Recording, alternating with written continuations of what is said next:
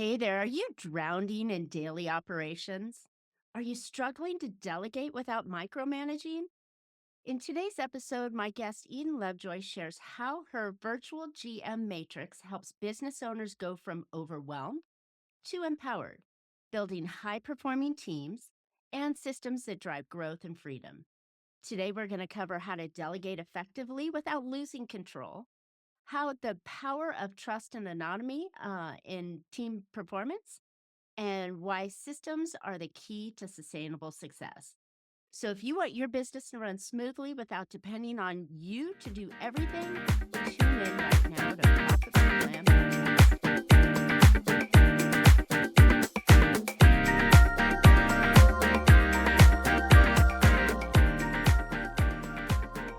Hey, entrepreneurs, are you ready to boost your profits and grow your business? Well, welcome to Profit with a Plan podcast, where we share strategies to help you scale your company, increase profitability, and set up for a successful exit. I'm your host, Marcia Riner, a business growth strategist and the profit booster behind Infinite Profit. I've helped countless entrepreneurs to build highly profitable and sale ready businesses. That's more profits now and a bigger payout later on. By the way, today's episode is sponsored by Infinite Profit, where we don't just talk profit, we deliver it. But before we dive in, I've got something super special for you. If you're feeling like you're doing everything right but not seeing the results you want, it might be time for a fresh perspective. That's why we're offering a free growth and marketing audit. And in just one powerful session, you'll understand and uncover opportunities that drive real growth for your business. So if you're ready to make an impact, visit profitbooster.biz and let's get started. All right, let's jump into today's episode. Our guest today is Eden Lovejoy. Eden is reshaping how small businesses operate with her virtual GM matrix. This is a system that bridges the gaps between traditional management and owner led leadership. Instead of hiring a full time manager or carrying the weight yourself, this innovative model empowers your team to step into management roles, fostering accountability and increasing engagement while improving overall productivity. With over 20 years of general management and leadership experience, Eden has helped countless business owners reduce turnover, increase profits, and regain peace of mind by implementing clear systems that streamline operations. She provides a done for you management services, helping businesses to put the right tools in the right place. And from mission alignment to executive dashboards so that they can grow with less stress and better results. Welcome, Eden, to Profit with a Plan. Thank you, Marcia. Really glad to be here today. Me too. This is fun. I've been excited. I've met so many people on this journey of this podcast. We're in our 6th year. We have so many, close to 300 episodes out. It's just been a lot of fun to find experts like yourself to bring value to the audience. So I get excited by it, and it becomes infectious. Like a great adventure. It is. It has been. It really has. Labor of love is what I like to say. So Eden, how did you get into operations and management and time management with leaders?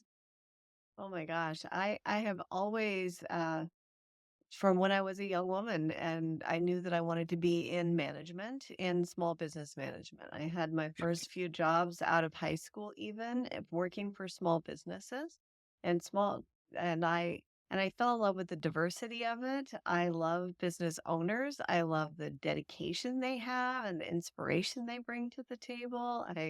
It's just that privately held companies, whether small or mid-sized growth companies, just the energy of it. And so from when I went to school, I was focused on building a diverse set of skills to learn how to manage companies. And I always had the vision that I felt that I was good at that I'm like a general manager by craft and inclination. I love facilitating the production of the team. And I've always had a mission to get that message out, like that, to help as many companies as possible. So it's Love it. It's really funny because we entrepreneurs we have this like okay, I love the challenge. Let's go. Let's get in there. Let's create something. Let's build something. Let's do all this stuff. But we really don't have that leadership skill. We're usually pulling people along with us or motivating or influencing people to come along with us, but we don't often work well with our team members. Often. There's those that do.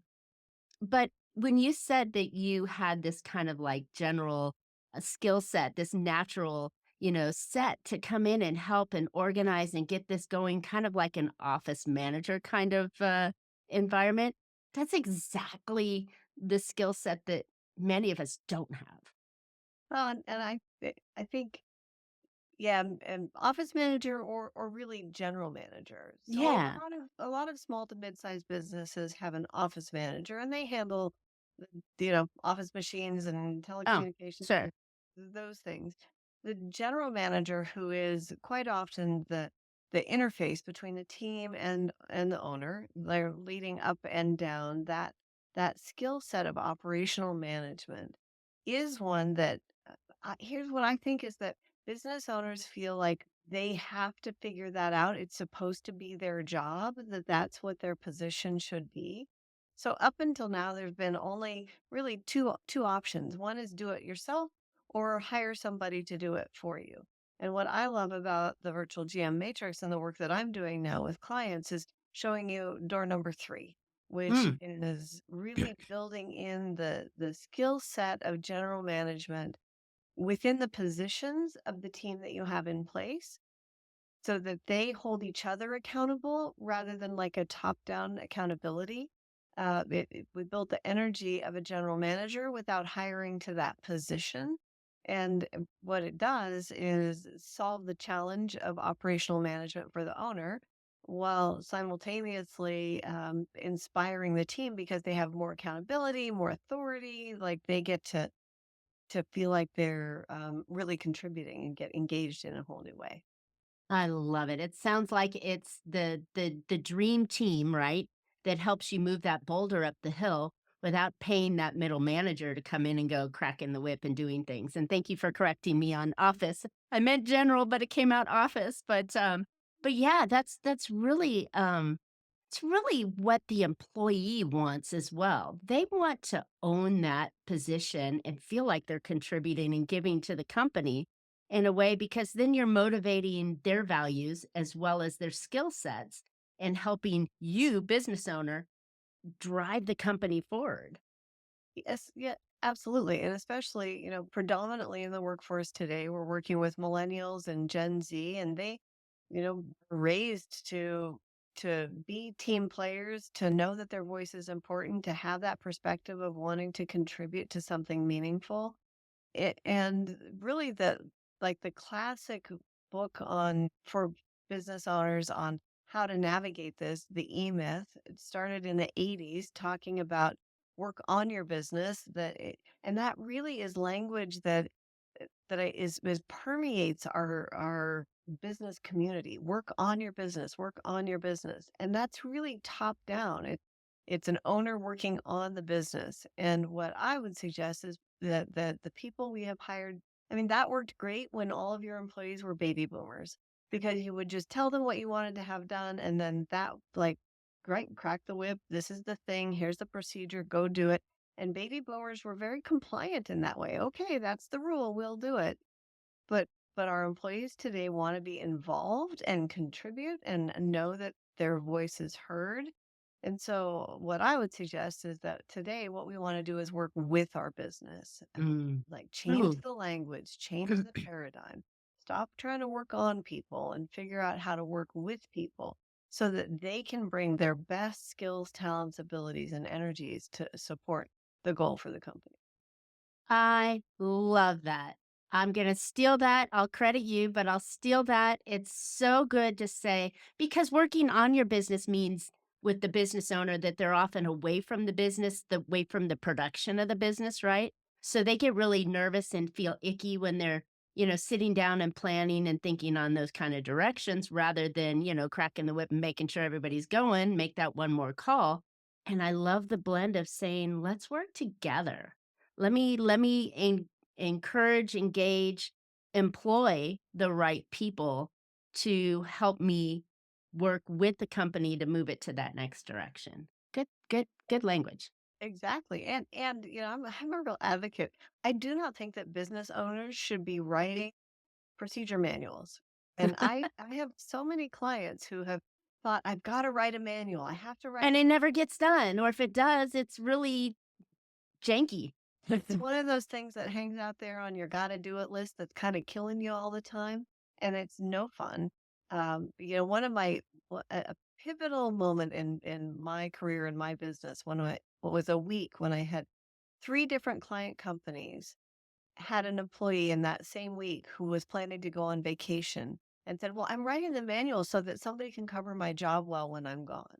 Like that's the success when the team is so invested in their position that they want to make sure that somebody can take care of it and handle it well for them while they're on holiday. Or worst case, the owner writes it and nobody follows it, and they don't look at it until they have to refresh it a couple years down the road, and they're like, "Oh, this really didn't make sense." There's no Right? progress. It's Yeah. terrible. Okay, so how do we, we've got a couple of topics I'd love to cover in here, and I think we're gonna go reverse a little bit. How Okay. do you get them to, since we're on the systems idea, how do you get your owner to step back and give that kind of trust so that the employee can write the SOP and create the procedures that they need to be able to do their job? Because gosh, what if they got sick? God forbid, hit by a train, you know, they're running that chair, right? That seat. So how do we get them to engage? Oh gosh, that's a complex question. The and the real challenge is that you cannot build trust without taking the action of trusting. Mm, So you have to create an environment where you're willing to risk trusting that trusting the employee to step up to their full potential. So there's a few key pieces for that for an owner to be confident in doing that. First, I mean, really, the first is to have a very intentional and very clearly articulated culture so that mm, people know the rules of the game. Like mission and values are the framework for decision making. And when we bring that very intentionally and clearly to people, I've said to clients for years, if your person doesn't, my goal is to build a system in the company where everyone will make the same decision that I would make, even if I'm not there. Like that's a good one. that's what we're after. And but if someone makes a decision that's different from what you would make, and they say to you, well, I thought about our mission and I looked at these two values and the objective for this quarter, and I really felt like this decision supported those things the best. That even if it's not exactly what you would have decided, now we have a coaching moment and it feels okay. I can move you along. So that's the first piece. The second piece is to clearly communicate the scope of authority that a person has in their position, the results they're accountable for, and the authority they have to achieve it. And when that is so that we know what the another guardrail, right? We've got to put guardrails in because Mm. delegation is not abandonment. It's not about saying You take care of it. right, and that's what we try. We're like, okay, I got to delegate, and so we throw something in somebody's direction, but we a delegation has feedback loops and it's got to have guardrails and it's got to have good guidelines. Ooh, I like that. First of all, that is brilliant because I think we all, as the business owner, start to panic going, "Oh, I have to give up control," right? And then I have to let them do something, and my trust and faith in them doing it the way I would do is probably weak, right? So then, by setting up this system, these frameworks of saying, "Oh, well, here are the guardrails I want you to do. Here are your reasoning steps I'd like you to take. Now I'd love to have you think logically." What is that, right? And, And and make a decision knowing that the ramifications aren't gonna be you're fired, right? But that it gives them the power to think. As a business owner, we might not have thought of that path, and it might be a really good path if we let our employees run with an idea a little bit. Are your podcast guest appearances leading to real business, or are you just hoping that listeners will take action? With the Profit Booster Podcast Monetization Hub, we turn your interviews into lead generating machines so that you capture, nurture, and convert listeners into paying clients. So stop leaving money on the table and get started today at profitboosterpod.com.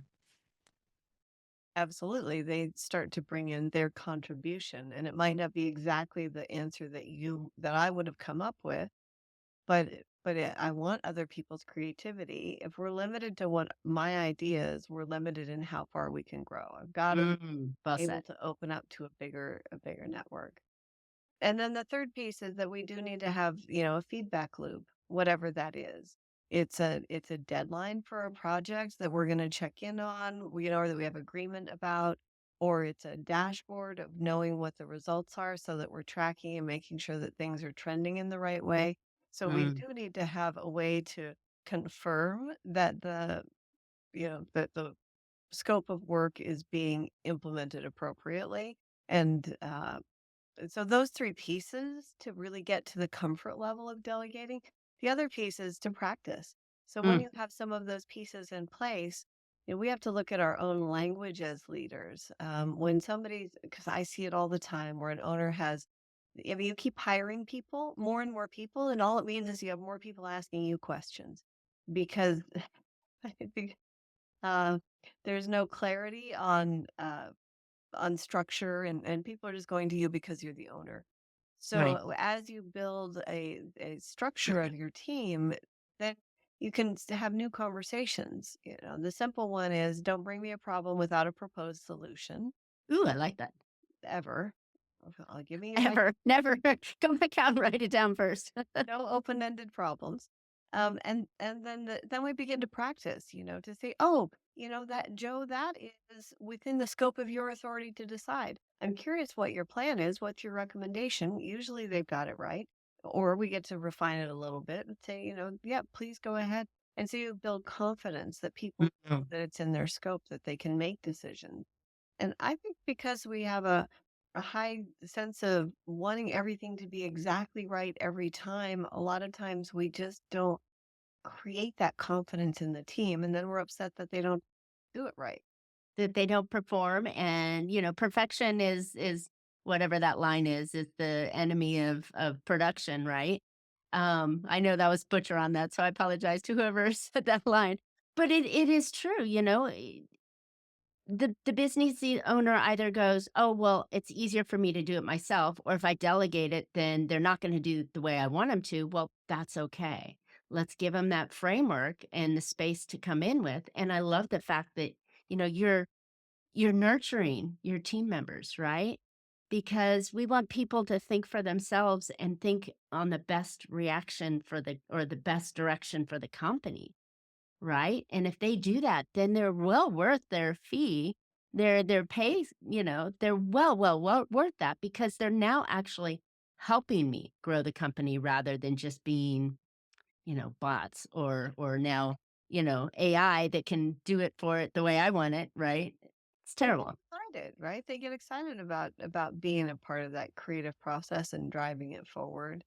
Yeah, the other piece that we have to acknowledge, and the best piece of business advice I ever got before I hired my first employee, a mentor said, you can have an employee if you can stand to have things done to 80% of how you would do them. And if you can't do that, then you should stay a solopreneur and just don't bother because no one is ever going to duplicate me. Exactly. Right. Right. But And that's not a bad thing though. not. And I think for in order for us to grow, because that's what I'm always talking about is growth and profitability. And in order for us to grow, we have to expand, right? And we need to have people to help us do that. And I think that the one of the positives that come along with people is that they're taking work off of your desk, number one. And number two, they're coming with new, fresh ideas and a different way of doing things. So that becomes now we're innovating Well, and they're taking ownership of their roles. And in your if introduction, done right. Marcia, that you work with people on building a saleable business. And a saleable business cannot be reliant on one person who is got to correct everything, review everything, and make sure everything's right. Exactly. Can't happen because then the business can't function without that person. And Exactly. so we've got to invite other people to play. And I think it's the leverage of time, right? There's only 24 hours in the day. We can say we can squeeze out more, we can hypertask or, whatever. But really, the only way we can multiply our efforts is to bring more people on. And if we bring them on in a way that you're suggesting with giving them that role and the trust and the guardrails to be able to work within their own space and they take ownership on that job, you're going to have much better employees and much better teammates, and your company's going to move that much faster. And I think there are huge, as you just mentioned, value driver to the revenue and the value of the company when it's time to let go because these people are already working for you. Nobody wants to come in and buy your headache. They want to come in and buy your systems and processes and people. Exactly. Yeah. Cool. And I mean, so we're creating high performing culture, and studies after study after study has shown people work more safely, more profitably, more efficiently, all of those things more accurately when they are having a good time and engaged in their culture, and Mm, when they are um, part of something that they feel is important to them. The other piece that it does is it moves us out of the place of being corrective all the time. It becomes a self-correcting system because we, rather than me saying you're not doing it right, like we as a team get to look at within the goals and the values, like how can we do it better to achieve this? And again, it's being on building a I team that love it. works well together. I love it. Okay, so what are some of the I mean, we covered a lot here, and yes, that was a loaded question, so I apologize about that. Normally, I don't load them up quite so much, but when we're looking at our teams, what kind of I mean, this type of system can go from the people that are doing the repetitive tasks every day to the leadership model, right? Absolutely. Because there are people who like to do repetitive tasks and want to, if they're on the right seat on the bus, if we go back to good to great, right? You need to find somebody who likes to do repetitive tasks if that's the work that's being done. If we have high volume, low complexity work, we're going to hire to a certain profile of individual.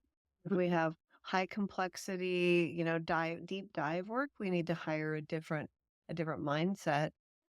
What the great thing is that we can find people with different skill sets and affinities who have shared values and who are inspired by the mission.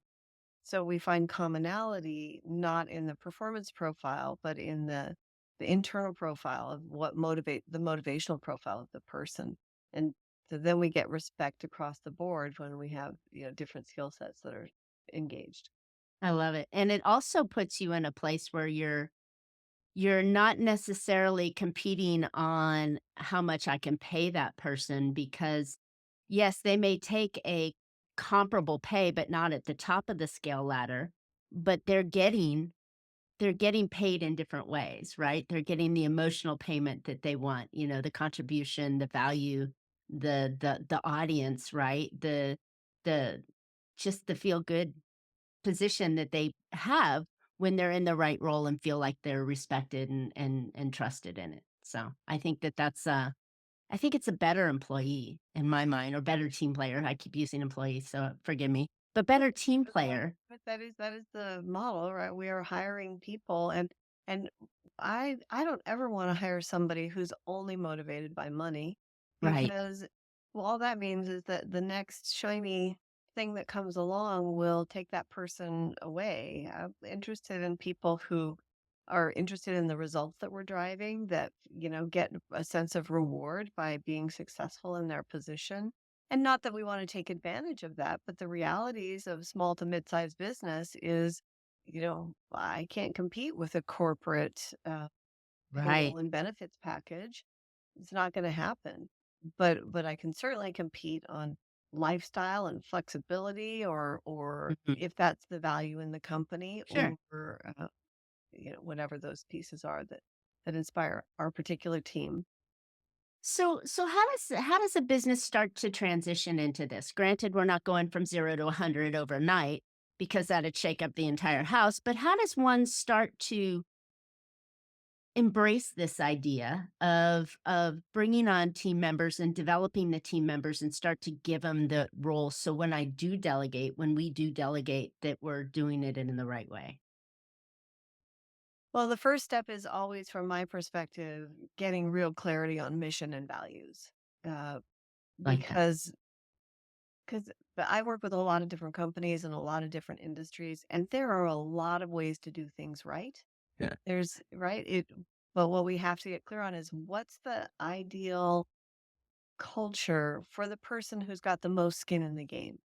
So I'm not an advocate of the team coming together to work on mission and values. I am a real proponent that the owner needs to get clarity on that.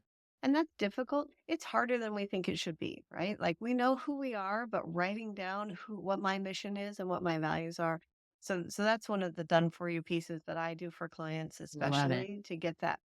Good, Get, because that's a hard thing to do. They don't wanna step away from the day-to-day job of the business to come into this fluffy mission and values and core values, and, they think that that's, it's when I don't have time, right? But if you can do that for them by asking them questions, doing some interviews, figuring out what's really truly important, what do they value, and then create it for them, at least the first draft, that's a huge time saver and benefit from the business owner that wants to charge, charge, charge.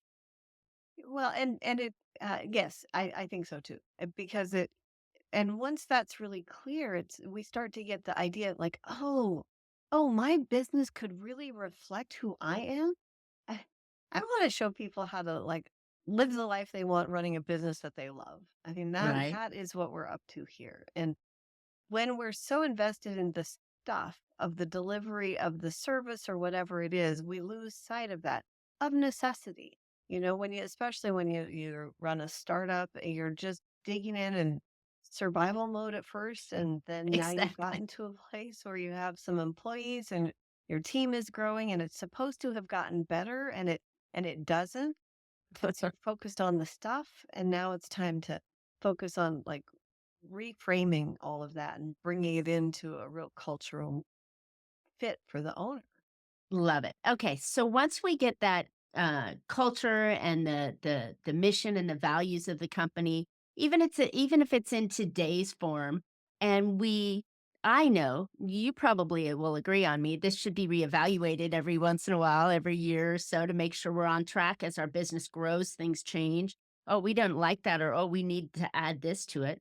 But version one, we get version one out there, and we say, okay, now what? So the next piece is to really look at what's happening organizationally and what roles are in place. What happens a lot is that back to that experience of an owner having everybody asking them questions.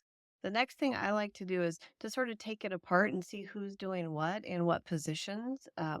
What I often find is that owners are working in about 4 or 5 different seats, and the reason everybody's coming to them is because we haven't delegated any leadership to the rest Mm, of the team so that we can direct those questions to other people.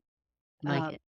a lot of, people will come and ask a business owner something about something that an office manager could do because you're the owner, you must know everything. And so we get clear on who should be responsible for what.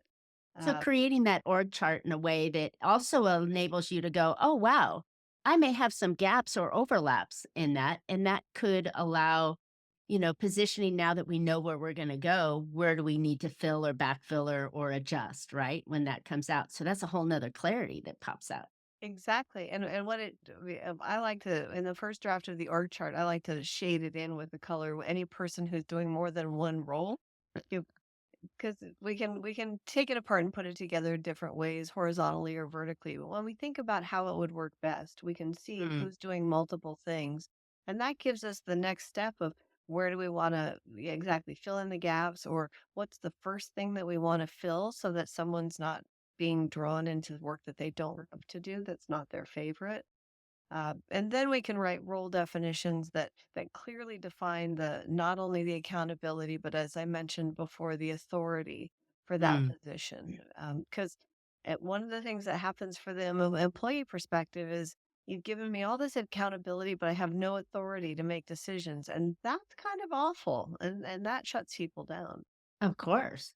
It would make it really like, "Oh, well, why am I gonna come up with this idea if I have to ask you all the time and you shoot me down because 'cause you're too busy, because 'cause you're wearing too many hats?"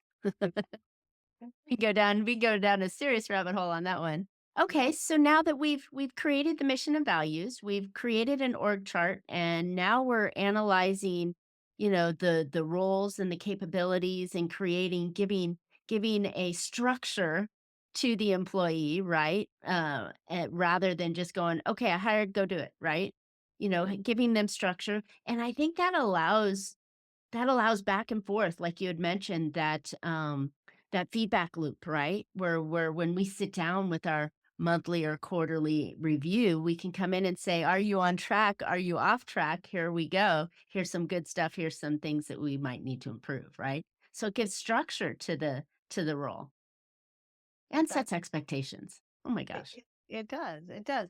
And then from there, we're moving really into operations, right? We're moving into how is that flowing, and so other pieces that we want to have in place, or what's our feedback loop for employees about how they're doing, what's our hiring process to make Mm, sure we're hiring to the right sensibility, we're hiring people who are willing to accept responsibility and mm, on that authority.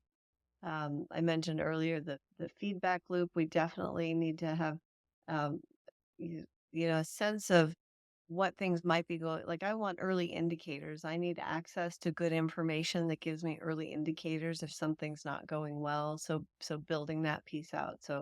But once we have those framework pieces in place, we can begin to work within the system and round it out. I like it. It's so logical for my mind, right? And laid out in a way that says, okay, so here's step 1, 2, 3, 4, 5, but the results on the flip side of this, if you take the time to develop this over time, it doesn't have to be in a weekend, that you lay it all out. But if you take time to start implementing this in here, the opportunity to profit higher and greater is huge because now you have a clear understanding. Where are we going? Who do we have in place? What are my assets, right? How am I utilizing the assets to the best of their ability, freeing up time in everybody's place, right? So they can now work better, more efficiently, effectively on the goal that we're trying to achieve. I mean, this to me screams profit, screams money, screams, hey, I have a business I love. Exactly. And all of those things are the outcomes that you would expect from a general manager if you were to hire them on your team, right? All of those outcomes without the need to make that huge investment of bringing in an executive who has that skill set. So, Sounds amazing. Eden, this has been so eye opening and very easily understood that I know the audience is probably going, yeah. Hey, why are we doing that? Right? Because you may be doing one or two or three parts of it, but if you don't have the full piece, you're probably not operating at your most efficient level. So, where can listeners find out more about you and your company and the matrix, the GM matrix, so that they can really dial this in for themselves? well, I I mentioned in the beginning that I have always been passionate about how can I help as many businesses as possible. So I want to make it super easy. So go to freebusinessbook.com and I will gift you my book, Activate Your Virtual GM, which has links to action plans for all of the steps in the system. We will email that to you and get that book in your hands. It's a quick read actually because we're all busy, so I want to make sure to be effective and efficient. I understand my market, so not a big thick book, but I want to get that in the hands of as many business owners as possible. And to make it easy to remember, freebusinessbook.com, and that will take you into the entire system as my gift to you. I love it. Now we have the framework. We've got it right there. We can start doing that. And then if we need help, I'm sure there's a way that, they can get help from you to do these things. But it's it is linear. It's can be simple, and it is a, step by step by step, painting the lines kind of follow process. But the results that you get on the other side of having this system set up is more money now, more money later on. And if you have all of these in place, your company is going to be so much more desirable to a buyer because you're not in the way. Exactly. You got Sounds it. sounds like a win-win to me. Me too. Like, well, great. All right, listeners, thanks for tuning in today. I hope you picked up some valuable insights and actionable ideas that will help your business become more profitable. And Eden's book is exactly what we need to have in place. And that doesn't mean, business owners, I'm stacking more on your shoulders. It means that you've got to understand how to ask your team to help you develop this out. So please go grab her book and her free resources so you know exactly where you need to go. All right, as I mentioned earlier, it might be time for a fresh perspective. Well, that's why we're offering a free growth and marketing audit. And in just one session, we'll uncover opportunities to help you drive real growth for your business. So, those opportunities are maybe what we're here talking about today on the show. So, if you're ready to make an impact, go visit profitbooster.biz and get started. And while you're at it, don't forget to subscribe. You don't want to miss future shows. And you can find Profit with a Plan podcast on any of your favorite podcast platforms. We're looking forward to more great profitable information on next week's show. So until then, make your plans and profit with them. Thank you so much, Eden. This was super.